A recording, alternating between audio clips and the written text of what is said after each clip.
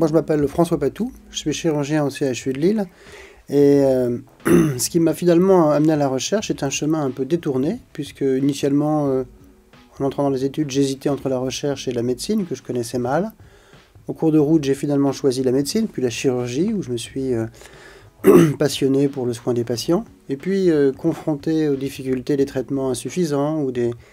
pathologies qu'on n'arrivait pas à soigner, je suis revenu progressivement à la recherche, qui aujourd'hui fait partie intégrante de mon métier, et je combine à la fois soins des patients et recherche clinique au quotidien. Alors les pathologies dont je m'occupe, ce sont les pathologies des glandes endocrines, et notamment le diabète, mais aussi plus récemment l'obésité,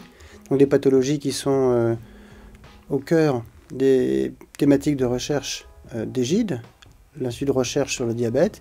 que nous avons naturellement créé avec mes collègues Bart Salz et Philippe Frogel, il y a maintenant un peu plus de 10 ans, pour réunir nos efforts en recherche et combiner à la fois la recherche au laboratoire et la recherche clinique pour augmenter nos chances de montrer et de découvrir de nouveaux traitements. Donc la recherche, c'est finalement le prolongement normal de l'activité clinique, puisqu'on est confronté à des patients difficiles à traiter et pour lesquels les traitements existants ne sont pas suffisants. Et donc si on veut aller plus loin, forcément, il faut s'intéresser à la recherche pour participer à la découverte de nouvelles approches thérapeutiques. Je dirais que c'est un petit peu le conducteur du Boeing qui en plus est un peu ingénieur. Non seulement on doit conduire le Boeing, mais en plus essayer de développer ses améliorations. Et ça, c'est en permanence, c'est ce qui fait la joie de ce métier. Alors notre équipe, elle s'intéresse plus largement aux pathologies des glandes endocrines, mais plus spécifiquement au diabète. Au diabète et à son corollaire, au moins en partie, qui est l'obésité. Donc notre thématique, c'est depuis toujours, depuis 20 ans, c'est de nous intéresser aux formes les plus sévères de la pathologie, donc par exemple les diabètes de type 1 très sévères, ou pour le diabète de type 2, ceux qui sont associés à des traitements difficiles, associés souvent à une obésité, et pour lesquels les techniques actuelles de traitement sont insuffisantes. Et pour ces patients, de proposer et de développer des traitements innovants, donc des traitements qui n'existent pas encore et qui sont des traitements souvent invasifs, qui font appel pour le diabète de type 1 à la thérapie cellulaire, ou pour le diabète de type 2 à la chirurgie, à la modification de l'anatomie digestive. Donc ce sont des traitements un peu différents parce que ce ne sont pas des médicaments, mais de nouvelles approches thérapeutiques avec des résultats intéressants, notamment pour les formes les plus sévères de la maladie dont sont atteints les patients dont nous nous occupons. Et donc ces recherches nous amènent à formuler de nouvelles hypothèses, mais aussi à avoir des questions cliniques que les patients nous suggèrent, et puis aussi d'avoir accès à des échantillons humains, parce que ces patients acceptent généreusement de participer à la recherche, et donc de pouvoir évoquer au laboratoire des questions d'une façon très originale, avec des cellules, des tissus humains. Il nous faut aussi, pour revenir vers la clinique, et pour apporter de nouveaux traitements, essayer ces traitements, les valider au laboratoire, avec de nouveaux modèles, des modèles qu'on appelle précliniques, qui sont plus proches de l'espèce humaine.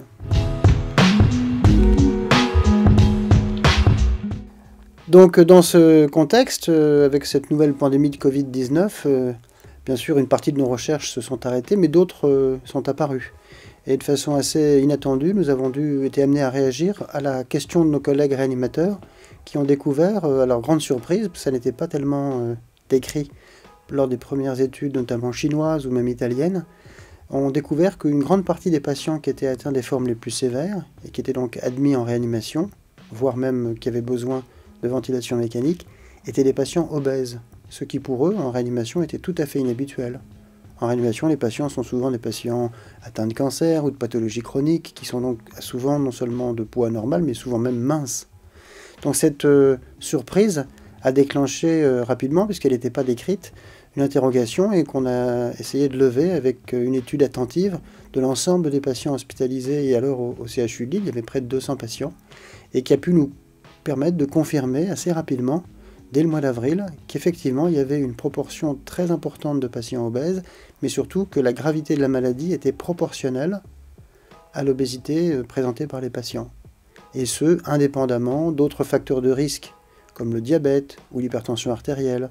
qui sont souvent associés à l'obésité et qui avaient été, à tort, présentés comme les facteurs principaux lors des premières études, notamment en Chine, qui n'étudiaient pas la corpulence des patients et leur index de masse corporelle.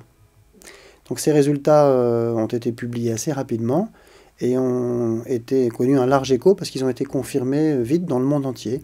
aux États-Unis, dans toute l'Europe, et ils ont fait l'objet d'un retentissement important avec de nombreuses études, plus de 200 aujourd'hui, qui ont confirmé ces résultats. Et donc, bien sûr, maintenant, il reste à affiner ces conclusions et notamment à comprendre le lien qui explique l'association entre l'obésité et les facteurs et les gravités de la maladie. Ces liens qui sont mal élucidés.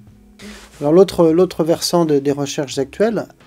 en plus de comprendre pourquoi l'obésité est associée à la sévérité de la maladie, c'est aussi de proposer des prises en charge spécifiques à ces patients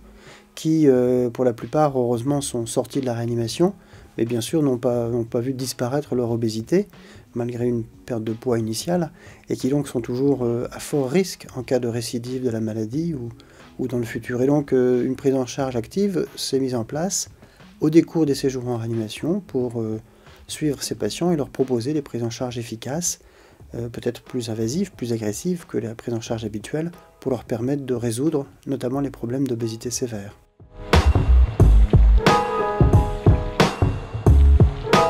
Alors la plateforme égide qui s'appelle Diabinov, c'est une plateforme dédiée à l'innovation en diabétologie, c'est-à-dire une plateforme qui est donc plateforme académique, mais qui est dévolue à la collaboration avec les industriels. En effet, les collègues qui développent de nouvelles approches thérapeutiques, que ce soit des dispositifs médicaux ou d'autres approches, ont besoin d'études précliniques qui leur permettent d'aborder les essais cliniques et les premières études chez l'homme. Et c'est cette phase que la plateforme permet d'aborder en toute efficacité, grâce à la collaboration avec nos équipes académiques et des modèles nombreux que nous avons développés qui permettent d'étudier la fonction de sécrétion d'insuline chez des îlots humains ou d'étudier dans des modèles précliniques l'effet de tel ou tel dispositif médical qui est proposé pour son application. Le cœur de notre activité au laboratoire, en tout cas historique, c'est la thérapie cellulaire, c'est-à-dire le remplacement de la fonction des îlots qui sécrètent l'insuline dans le pancréas des êtres humains et qui sont déficients chez les patients atteints de diabétique de type 1. Donc ces patients qui, depuis généralement l'enfance ou l'adolescence, ne doivent leur vie qu'aux injections quotidiennes d'insuline, avec parfois des difficultés qui s'accroissent avec le temps, d'équilibre, de jongler entre le traitement par l'insuline, l'alimentation, l'exercice physique, et des risques importants d'hypoglycémie sont dans une impasse thérapeutique. Et l'approche par la thérapie cellulaire permet de restaurer une insulinosécrétion normale, physiologique, en greffant les îlots normaux sécrétant de l'insuline issus d'organes de patients donneurs d'organes, comme pour les greffes de rein ou de foie. Et donc cette approche qui a été développée d'abord au laboratoire, puis ensuite lors d'essais cliniques, depuis maintenant près d'une vingtaine d'années, a montré des résultats tout à fait satisfaisants, avec notamment dans notre équipe des résultats à 10 ans qui sont très intéressants et qui ont permis à l'assurance maladie, cette année, de décider que le temps était venu pour cette technique innovante de passer dans la routine, c'est-à-dire dans l'activité clinique, j'allais dire quotidienne. Ça restera une activité bien sûr d'exception, mais en tout cas de l'activité courante, c'est-à-dire remboursée par l'assurance maladie, sans être obligé pour les patients de participer à des essais cliniques. Donc c'est un moment important parce que c'est une phase complète d'innovation qui part de l'idée, de son développement au laboratoire, de son expérimentation préclinique, des premiers essais cliniques, et qui finalement aboutit à un nouveau traitement, une nouvelle prise en charge. C'est ce qui se passe bien sûr avec les médicaments, mais souvent dans l'industrie. Là, il s'agit avec la thérapie cellulaire d'un développement qui a été académique dans les laboratoires proches de l'hôpital. Et donc pour nous, c'est bien sûr une étape nouvelle, puisque maintenant, on va passer de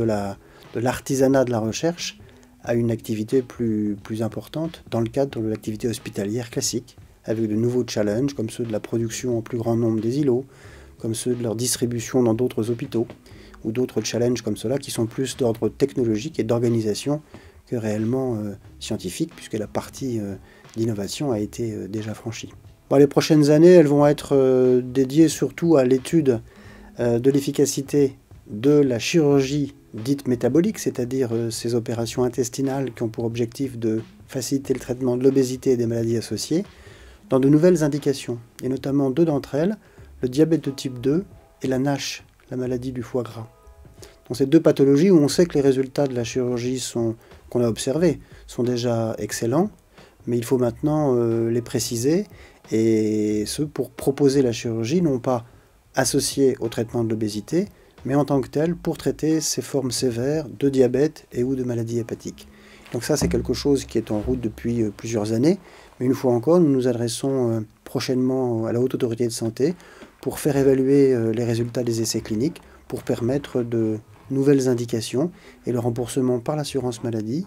avec les recommandations de la HAS, de nouvelles approches thérapeutiques, une fois encore pour les formes les plus sévères des maladies, que ce soit le diabète de type 2 ou la NASH. Je vous remercie beaucoup pour votre intérêt pour nos recherches et pour toutes vos questions. J'espère que les réponses